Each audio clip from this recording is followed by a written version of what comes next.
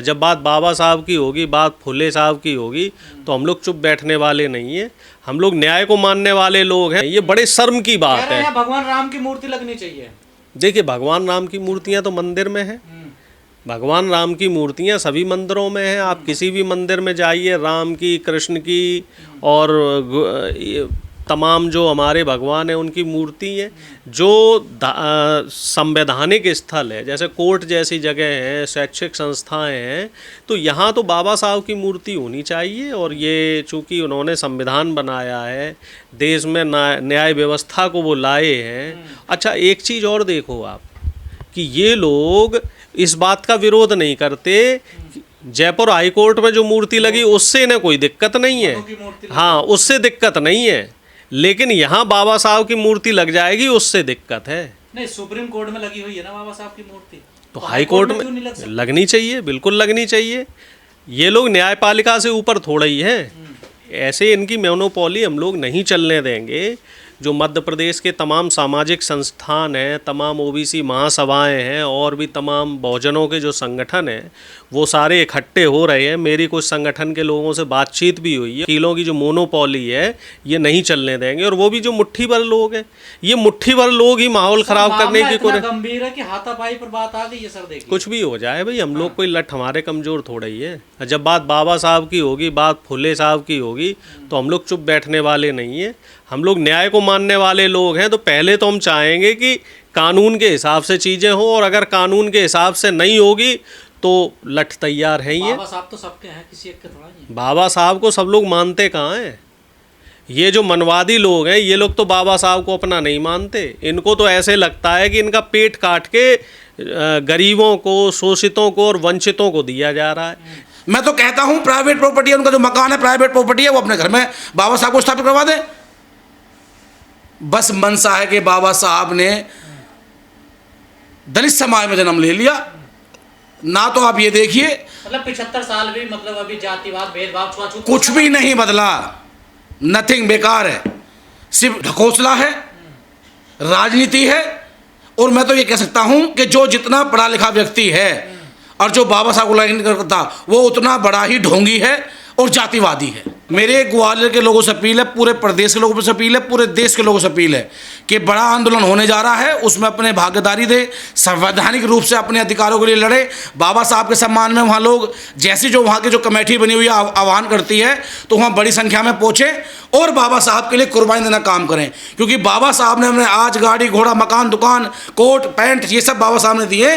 और अगर आज बाबा साहब की बात आई है तो अगर इनको भी बेच के लगाना पड़े तो लगा देंगे, और बाबा साहब की प्रतिमा को स्थापित कराने का वहाँ काम करें।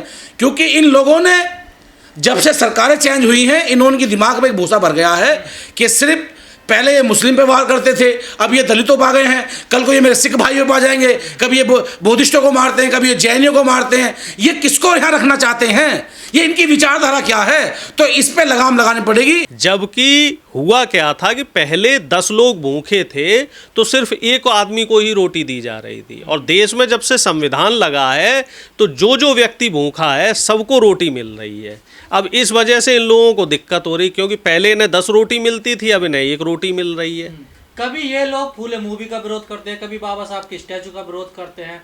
तो क्या इन्हें समानता पर आधारित समाज पसंद नहीं है क्या देश में? इन्हें समता मूलक समाज से सख्त नफरत है। समता मूलक समाज जिसकी बाबा साहब ने, जिसका सपना देखा था, फुले साहब ने उसकी नींव डाली थी। और अब देखिए, फुले फिल्म जो रिलीज हुई है, इसका विरोध कौन कर रहा है? यही ब्राह्मण समाज और मनवादी समाज के लोग इसका विरोध कर रहे हैं। ऐसी जो शिक्षा से जुड़ी हुई फिल्में हैं, इस तरह की फिल्में, बाबा साहब के जो ऊपर बनी हुई फिल्में, ऐसी फिल्मों को टैक्स फ्री करके हर जगह चलाना चाहिए। एक मुहिम छेड़नी चाहिए और सरकार को ये करना चाहिए। क्योंकि प्रधानमंत्री मोदी तो पिछले 10 साल से उनका एक स्लोगन रहा है, बेटी बचाओ बेटी पढ़ाओ। और ये जो फुले फिल्म है, हमारे दर्शक भी इसको समझे, ये महिला शिक्षा पे ही बनी हुई फिल्म है। माँ सावित्री बाई फुले, फातिमा शेख पहली महिला शिक्षिका थी और इन लोगों ने जो संघर्ष किया, और किसके लिए संघर्ष किया, कोई ऐसा नहीं कि दलित पिछड़ों के लिए किया, इन्होंने तो सवर्ण महिलाओं के लिए भी संघर्ष किया, उनको भी पढ़ने का अधिकार नहीं था। जो ये मनवादी लोग हैं, ये लोग ये कहते हैं, उस फिल्म में भी वो दृश्य है कि अगर हमारी औरतें पढ़ लिख गई तो वो चिट्ठी पत्री करेंगी, वो लव लेटर लिख के भेजा करेंगी। सोच देखिए ये मनवादी लोगों की कि अगर महिला पढ़ लिख जाएगी तो वो लव लेटर भेजेगी अपने प्रेमी को, करेगी, सवाल जवाब करेगी। तो सवाल जवाब इनको पसंद नहीं है। ये चाहते हैं कि जो महिलाएं हैं, चाहे वो सवर्ण समाज की हो, वो कहाँ रहे, सिर्फ चौका बर्तन करें, वो किचन में रहे। हाँ, गुलामगिरी वो एक उपन्यास भी आया है।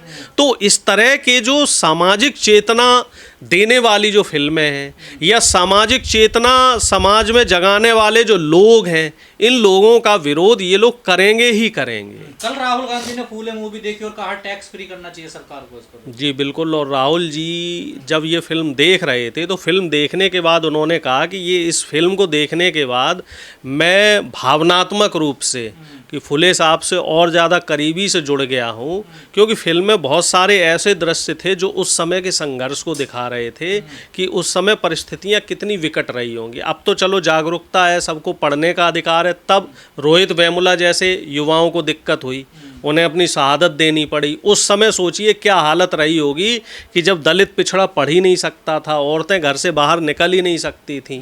और राहुल गांधी जी के निर्देश पर जिन जिन राज्यों में हमारी सरकार है, वहाँ के मुख्यमंत्रियों को, यानी कि तेलंगाना, कर्नाटक और हिमाचल प्रदेश के तीनों स्टेट के मुख्यमंत्रियों से निवेदन किया गया है कि आप अपने स्टेट्स में जितने भी पीवीआर्स हैं या मल्टीप्लेक्स हैं, तो वहाँ उनके मालिकों को निर्देश करें कि ये फिल्में ज़्यादा से ज़्यादा स्क्रीन पे चले और सभी जगह ये फिल्में तीनों राज्यों में टैक्स फ्री हो।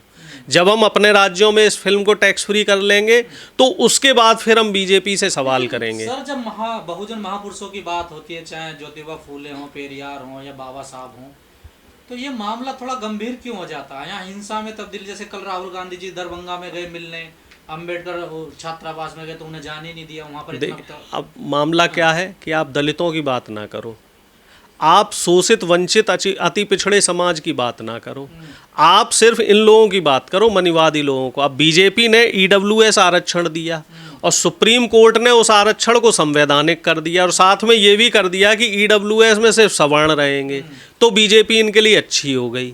अब राहुल गांधी जी ये कह रहे हैं कि निजी संस्थानों में भी आरक्षण लगाया जाए, क्योंकि जब मनमोहन सिंह की सरकार थी, बहुत कम लोगों को जानकारी है कि 29 जनवरी सन 1914 में मनमोहन सिंह जी ने आर्टिकल 15(5) एक क्लॉज जोड़ा था संविधान में, जिसके तहत जो निजी संस्थान है, चाहे वो मेडिकल इंस्टीट्यूट हो, चाहे इंजीनियरिंग इंस्टीट्यूट है, जितने भी निजी शैक्षिक संस्थान हैं, सब जगह आरक्षण व्यवस्था लागू होनी चाहिए।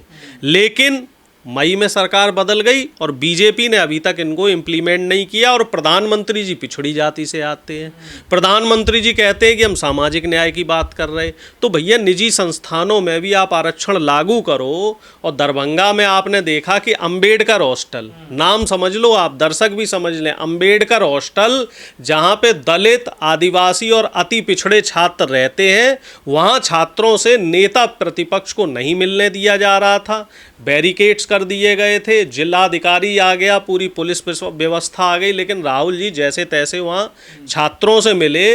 और राहुल जी ने स्पष्ट शब्दों में कहा कि इस देश में पहले तो जाति जनगणना होगी, फिर निजी संस्थानों में आरक्षण व्यवस्था लगेगी। निजी संस्थानों में चाहे कोई भी इंस्टीट्यूट हो, अस्पताल हो, कॉलेज हो, तमाम सरकार प्राइवेट जो इंस्टीट्यूट्स हैं, तमाम प्राइवेट जो यूनिवर्सिटीज़ हैं, तमाम प्राइवेट कंपनीज हैं, सब जगह आरक्षण लगेगा। और तीसरी जो महत्वपूर्ण बात है वो बात ये है कि निजी संस्थानों में जो 50% की जो एक कैप है वो भी ख़त्म होगी, यानी कि जनसंख्या के हिसाब से ही हिस्सेदारी दी जाएगी।